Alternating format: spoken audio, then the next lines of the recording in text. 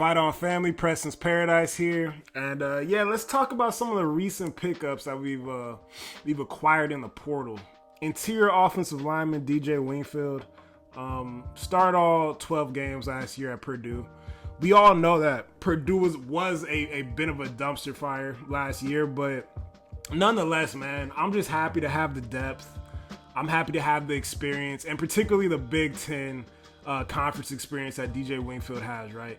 Been at New Mexico, then, went to Purdue and now here at USC. And, just the age, just the experience. I knew, and I mean, that's why, like myself and others were so frustrated, when you miss out, you're not able to retain a guy like an Emmanuel Pregnon, that it's extremely hard to replace. So, I truly hope that DJ comes in, works his tail off, and exceeds anything that Emmanuel Pregnon was able to do here at USC. So I'm 100% behind him, and hopefully, I mean, it's a great marriage here at USC, and the offensive line can get together, build that chemistry, and continue to make strides forward.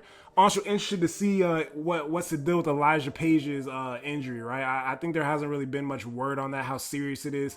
I don't think it was that serious because we did see him on his feet. We did see him moving around a bit in the last couple of weeks.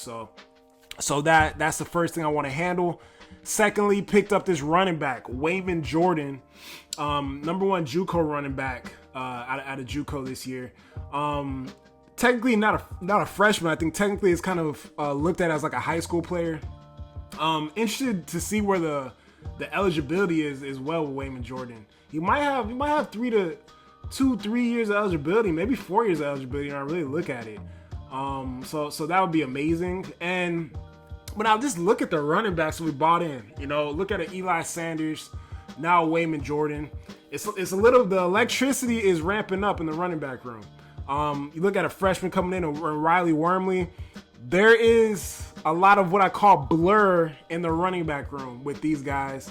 Wayman Jordan is also a bigger guy, a little over 200 pounds, so could probably help you in the pass blocking region as well. But then you got the bigger guys like a Brian Jackson, like an Amarion Peterson. So us, grabbing these running backs, not really grabbing the wide receivers, it kind of brings me to a point where I'm looking at this 2008. It reminds me a bit of this 2008 stable of running backs, right? With the Stephon Jackson, Joe McKnight, CJ Gable, Mike Tyler, really Stanley Havili and Alan Bradford. Like, you had your short yardage guys, you had your every down guys, and you had your your takeoff for the distance receiving running back type of guys in this room. And we got an array of flavors, man, in this running back room. I think that we really might see the first the first ever run first Lincoln Riley offense. And I know it sounds crazy, man. It sounds crazy to me just saying it, but I believe in the 28 carries I saw against Texas A&M, man. I believe that we got to make the game simple for who is in there at quarterback. I believe Jaden Mayava is going to be in there at quarterback. I've thrown down my flag on this channel and made a whole video about it. You could go check it out a couple videos ago, QB1. I think that, Mayava's going to be in there, and I think we're going to lean on this running game in the Big Ten. And I think that I gave Link the benefit of the doubt. Link, I believe he learned his lesson. I believe this first run in the Big Ten, caught us a little bit by surprise. And, we're still going to be USC football, but there's a different type of way you got to win games in this Big Ten, man. And we were very close to doing it against a couple of these teams that are in the top 4 in the country right now in this college football playoff. So I love it, man. If we're able to do running back by committee, like we did in 2008. And then when you look at the receiving on this team as well, like, you got three receivers that got majority of the production out here in Damian Williams, Patrick Turner, Ronald Johnson. Obviously Jacoby, Mackay. I believe somebody else, one of those freshman receivers, will step up and be a third option, or maybe a Xavier Jordan, a Jay Fair's on that list as well. So we'll see, but it's seeming like this might be a run first offense for Lincoln Riley, which is just actually incredible. third picked up the quarterback, Sam Heward, right? Former 5-star to high school, but I look at that a little differently because he has played multiple years college football, has bounced around a little bit, dealt with the injury last year at Utah. But nonetheless, right? Familiar face. You got the connection with the family ties with the quarterback coach. Familiarity with Lincoln Riley, and a guy that I think will be a really good fit because he can push, the incoming freshman, push a Jaden Mayava, a guy that has college experience, been around multiple programs, knows what it takes to be successful as a college quarterback, knows the type of work that has to be put in. And I like this pickup, man. Solid pickup, good insurance plan for any type of injuries. And Sam Heward, I have no problem with him being a part of this quarterback room. Big news from the LA Times and Ryan Karchi, who actually wrote this article. And I found out some news because I did know that we offered the Alabama GM a job last year. I did know that he took $150,000 less to go back to Alabama. But what was crazy to me is I did not know Courtney Morgan was an LA guy. I did not know Courtney Morgan was an LA guy. I did not know that Courtney Morgan had crossed paths with Jen Cohen at Washington. So this is an LA guy, Courtney Morgan, who graduated from Westchester High School. Had relationships with all types of high school coaches around Los Angeles. Players around Los Angeles, programs, maybe youth football leagues and those type of guys as well, high school coaches, and chose to take $150,000 less and go back to Alabama. And he was also a guy that went to Washington to work with Kalen DeBoer, loved working with Kalen DeBoer, and followed Kalen DeBoer to Alabama instead of coming back home to where he grew up, to where he had roots in Southern California, and to work for USC. So I just have questions around that, right? Because if you ask me who I'd want to be the GM of USC football, I'd want somebody with local roots. I'd want somebody that has high school ties to players and coaches throughout the state, from South Central to the Valley to NorCal to the Bay, all over the state, all over the West Coast, right?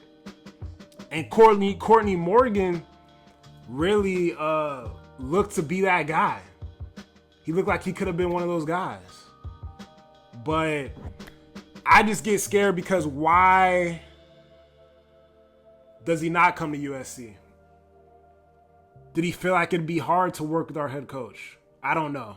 But the good news is, there should be somebody on the way within the next couple weeks. So we'll see what happens because we desperately need help in that department, with retaining players, with recruiting, with budgeting, with all that stuff.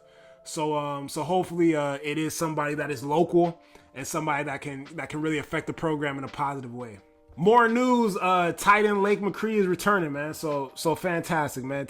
Lake McRee's done a great job at tight end here at USC. I believe we have one of the most talented tight end rooms in the country. And he's going to continue to lead this room next season.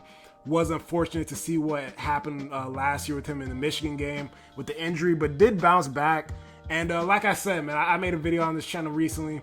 Gotta get the tight ends more involved. Just create so many mismatches for linebackers, cornerbacks, and all type of defensive players in that second level. When you have good tight ends that are consistent, that can catch the ball, and have elite athleticism. So happy to have Lake McRee back on board for 2025.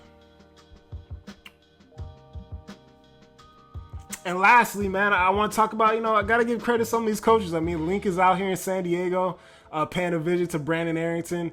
So that's fantastic, right? Making his rounds around California. So that's good. So coaches are on the road, and you see Coach Henney out here. Coach Henney is in Washington, but doing some recruiting right here. I think it's all good, man. Whether you're in the state of California or just West Coast recruiting, man.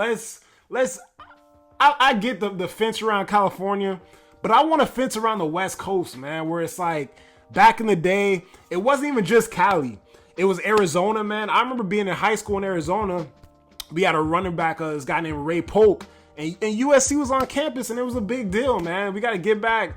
We got to get back to those times where, like, you know, USC is really where you want to go, regardless of where you're at. Even if you're in California, if you're in Arizona, if you're in Vegas, if you're in Washington, it really doesn't matter. So happy to see these coaches get out on the road, show their faces, and become more familiar with some of these high schools and high school coaches across the country. Man, I just think this is funny, man. We all saw the situation that happened this last portal period with Chase and Johnson, you know, leaving UCF, committing to USC for about 24 hours, then committing to SMU. He ended up going back to UCF. So this is just some of the nonsense that is going to continue to go on in this college football world until there's some contracts. That's some of the stuff going on right now in the USC universe. I appreciate you guys' support. Like and comment if you like the videos, if you like the content, and have a good day. Fight on, everybody.